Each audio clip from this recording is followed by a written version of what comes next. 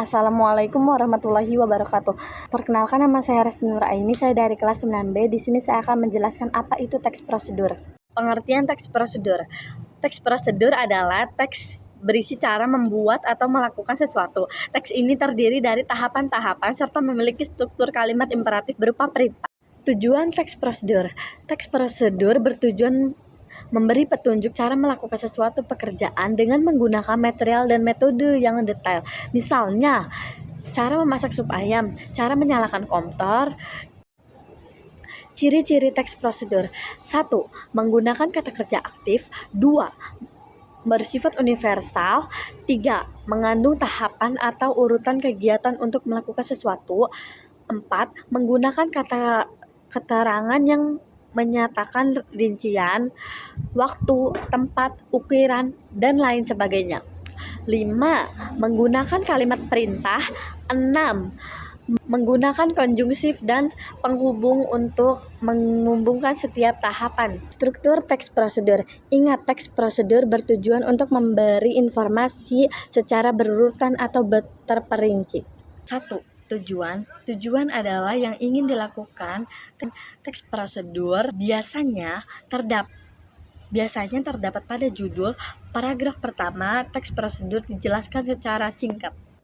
Yang kedua, material, alat, dan bahan. Pada bagian ini, kamu bisa menuliskan alat, bahan, atau hal-hal yang perlu disiapkan untuk membuat sesuatu. Biasanya terdapat takaran jumlah, bentuk, atau warna tertentu agar pembaca memperoleh hasil yang maksimal. 3. Langkah-langkah.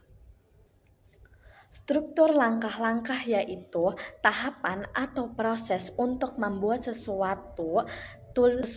Tuliskan dengan kalimat yang jelas, logis, sistematis, dan tidak bertele-tele agar pembaca dapat memahaminya. 4. Penegasan ulang atau penutup. Struktur teks prosedur yang terakhir yaitu penegasan ulang. Di sini kamu terdapat menuliskan simpulan atau pemanfaatan jika pembaca berhasil menyelesaikan petunjuk yang terdapat di dalam teks prosedur. Jenis-jenis teks prosedur ada 3 jenis, yaitu teks prosedur sederhana, teks prosedur kompleks, dan protokol. Teks prosedur sederhana. Teks prosedur sederhana biasanya berisi tahapan atau material yang tidak terlalu bentuk. Biasanya membutuhkan 2-4 tahapan untuk melakukan. Contoh teks prosedur sederhana: cara menghidupkan laptop, cara menggunakan flashdisk, dan lain-lain. 2. Teks prosedur protokol. Teks prosedur protokol berisi tahapan yang bisa dilakukan dengan fleksibel.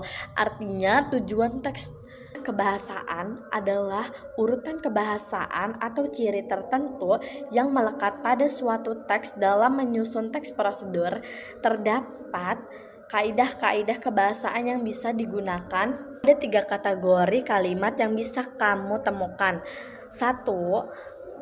Kalimat imperatif. Kalimat imperatif adalah kalimat yang mengandung perintah, permintaan, atau larangan. 2. Kalimat deklaratif adalah kalimat yang berisi pernyataan. Contoh, risol mayones sekali dihidangkan untuk tamu-tamu.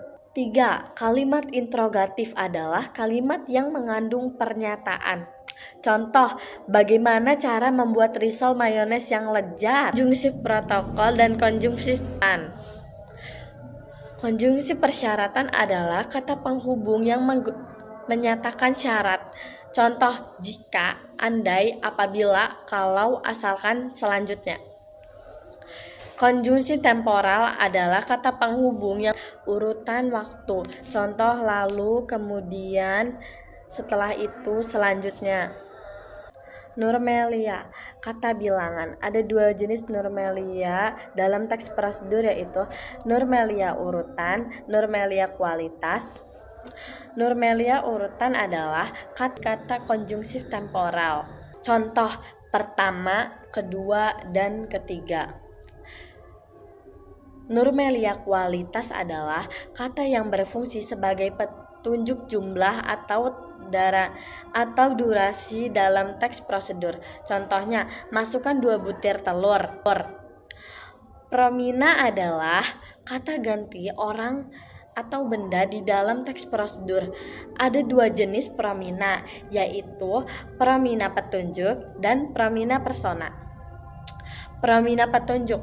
Promina biasanya mengandung kata ini, itu, dan tersebut. Contoh, aduk adonan tersebut hingga menyatu. Promina persona adalah promina persona biasanya mengandung kata benda saya, kamu, kita, dan kalian. Contoh, tambahkan saus sambal sesuai selera kalian. Verba material yang mengalu pada tindakan fisik. Contohnya, menggoreng, mengaduk, mengiris. Verba tingkah laku adalah verba tingkah laku, kata kerja yang ditunjukkan lewat ungkapan yang tidak bisa dilihat oleh kasat mata. Contohnya, melihat atau berpikir.